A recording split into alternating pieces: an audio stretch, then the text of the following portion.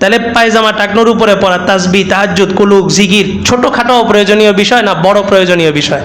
বড় প্রয়োজনীয় বিষয়। তা আমাদের বড় প্রয়োজনীয় বিষয় নিয়ে আমরা সারাক্ষণ ব্যস্ত থাকি, আর হিজবুত তাওহীদের দাবি হইল এগুলো অপ্রয়োজনীয় বিষয় নিয়ে আমরা সারাক্ষণ মহাব্যস্ত থাকি। তাহলে এগুলো বাদ দিলাম, তাহলে আমরা কি করব? আমরা কি নিয়ে ব্যস্ত থাকবো? তো আমরা সারাদিন দেখি তারা ওই যে বাইজিদ খান পন্নী, তাদের ধর্মগুরু, দাড়ি নেই, সারাক্ষণ বিড়ি টানায় ব্যস্ত থাকে। তো এটা তাদের প্রয়োজনীয় কাজ, আর আমরা মুসলমানরা যেগুলো করি এগুলো অপ্রয়োজনীয়।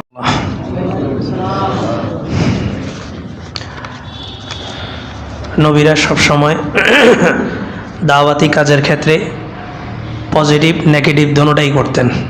আমর বিল মারুফ এবং নাহি আনিল মুনকার, সৎ কাজের আদেশ, অসৎ কাজের নিষেধ।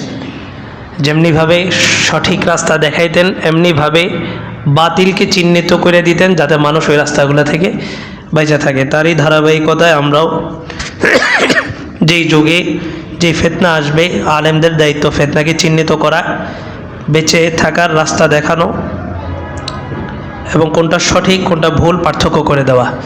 হিজবুত তাওহীদ চলমান পরিস্থিতির মধ্যে সবচাইতে বড় ফিতনা।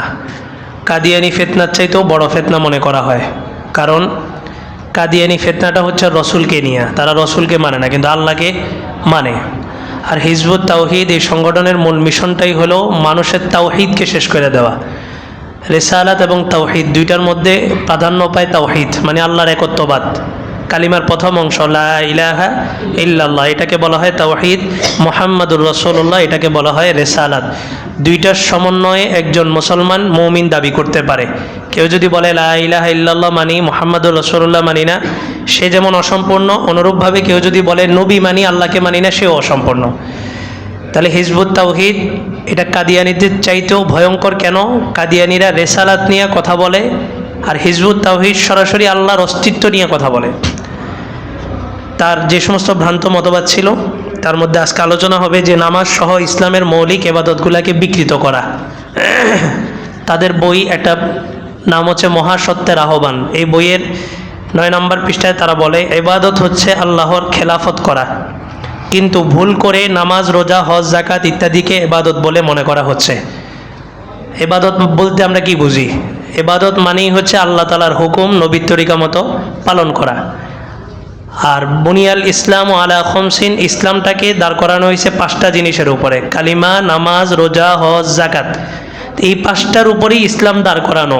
এই 5টা আল্লাহর আদেশ পালন করব কিভাবে? রাসূলের তরিকা। এটাই তো ইবাদত। আর তার দাবি হলো ইবাদত হচ্ছে আল্লাহর খেলাফত করা, কিন্তু ভুল করে নামাজ, রোজা, হজ, যাকাত ইত্যাদিকে ইবাদত বলে মনে করা হচ্ছে। তাহলে নামাজ, রোজা, হজ, যাকাত এগুলোকে যদি ইবাদত হিসাবে মনে না করা হয়, তাহলে ইবাদতটা কি?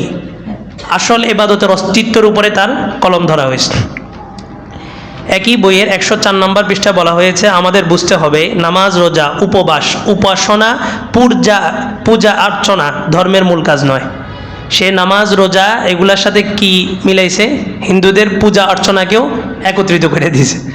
এগুলা ধর্মের মূল কাজ নয়। এমনিভাবে পন্নী সাহেব, পন্নী বলা হয় বাইজিদ খান পন্নী, যার মুখে দাড়ি নেই, সিগারেট টানে, সে হচ্ছে এদের ধর্মগুরু। বাইজিদ খান পন্নী সাহেব, তার একটা বই আছে ইসলাম ইসলাম নয়। এই বইয়ের 19 নম্বর পৃষ্ঠায় লেখে দ্বীনের আর বাকি যেটুকু আছে নামাজ, রোজা ইত্যাদি হাজারো কাজ সব আনুষাঙ্গিক।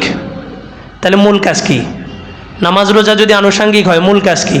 অথচ রাসূলের সুস্পষ্ট হাদিস আউয়ালু মা ইউহাসাবু বিহিল আবদু ইয়াউমাল কিয়ামাতিস সালাহ, কিয়ামতের দিন সর্বপ্রথম কিসের হিসাব হবে? নামাজের হিসাব হবে। কেমন হিসাব?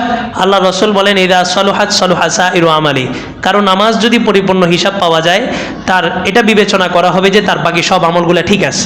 ওয়াইদা ফাসাদাত ফাসাদা সাইরু আমালি, আর যদি নামাজের হিসাবে ঘাটতি থাকে তাহলে বোঝা হবে যে তার সমস্ত ইবাদতের মধ্যে কি আছে?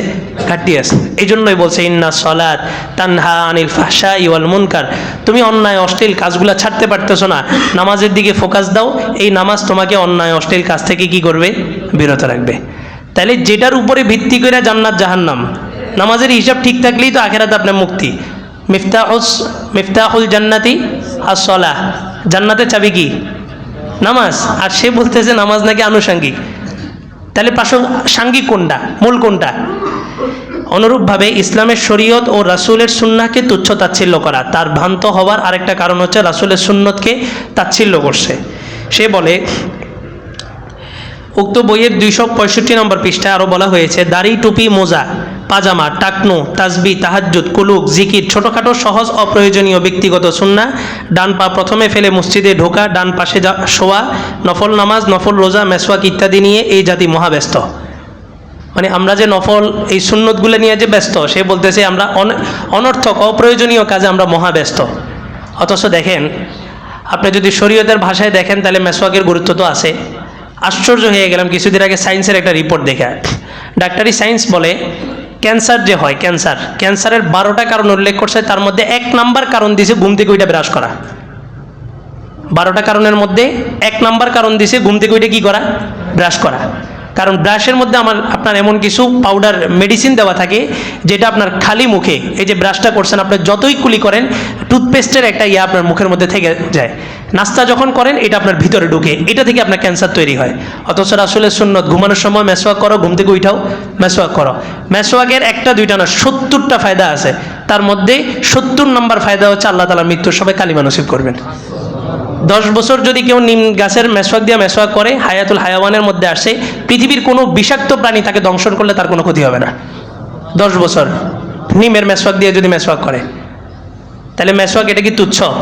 আর শরীয়তের একটা মূলনীতি হলো, আপনি জীবনে কোনোদিন মেসওয়াক করেন নাই, আপনি বেঈমান হবেন না, আপনি মুসলমান।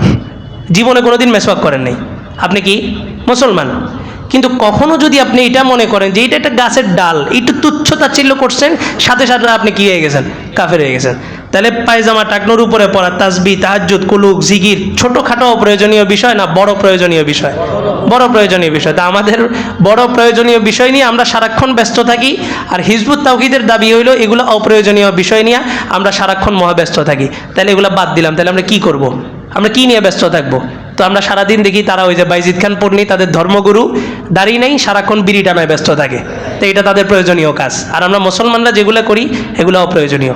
মূলত ইন্টারফেইথ, আন্তধর্ম, যেটা সমস্ত ধর্মকে এক করে ফেলা, এই একটা ষড়যন্ত্র, যেটার মধ্যে কেউ যদি বিশ্বাস করে, মনে করে যে সব ধর্ম সত্য, সব ধর্ম, যে কোনো ধর্ম পালন করলে মানুষ মুক্তি পাবে, সে আর মুসলমানদের কাতারে থাকতে পারে না। সব ধর্ম সত্য, এটা ঠিক, কিন্তু পালন করা হবে শুধুমাত্র কোন ধর্ম?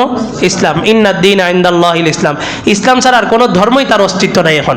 কিন্তু বাইজিদ খান পন্নী সাহেব এবং হিজবুত তাওহীদের মূল টার্গেট হলো সব ধর্ম এক বইলা শুধুমাত্র ইসলামকে টার্গেট করা। এই কারণে আমরা যুব সমাজকে সচেতন করি। আল্লাহ তাআলা আমাদেরকে এই সমস্ত ভ্রান্ত মতবাদ থেকে হেফাজত করুন।